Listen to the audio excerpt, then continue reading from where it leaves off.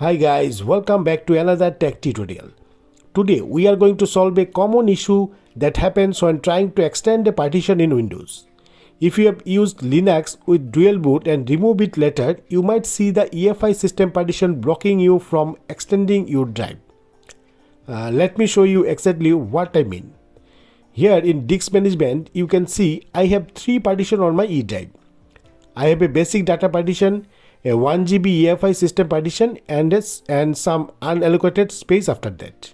If I try to extend the Basic Data Partition, I get this error message. The operation you selected will convert the selected basic disk to a dynamic disk. If you convert the disk to dynamic, you will not be able to start installed operating system from any volume on the disk. Are you sure you want to continue? This happens because Windows Disk Management can't merge partition with gaps, and converting to a dynamic disk can cause boot problem. So what's the solution? In this video, I will show you step by step how to remove the EFI partition and safely extend your drive. Okay. So for that, first you need to right click on the settings and select Disk Management. Now look for your disk and identify the 1 GB EFI System Partition. And notice that it's sitting between your Basic Data Partition and the unallocated space. If you right click the EFI partition, you will see the delete volume option is grayed out. This is because it's a protected partition. Okay. So as you can see earlier that Disk Management can't delete the EFI partition, we will use the Diskpart tool.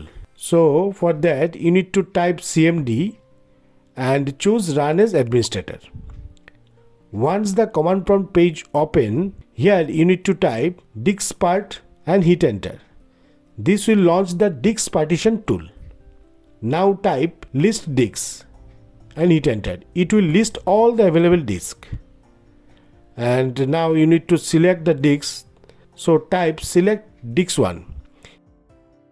If I open Disk Management, you can see that disk 1 is the drive where I want to extend the partition. But in your case, it might be different disk number. So make sure to select the correct one accordingly. Okay. So disk 1 is now the selected disk. Now type list partition. It will list all the partition on the disks. So here you need to locate the EFI partition from the list. In my case, the size of the partition is about 1 GB. So I selected the System Partition 3 showing as 1075 MB. You can select your based on the size shown in your list. Okay. So type select partition 3. Now type delete partition override.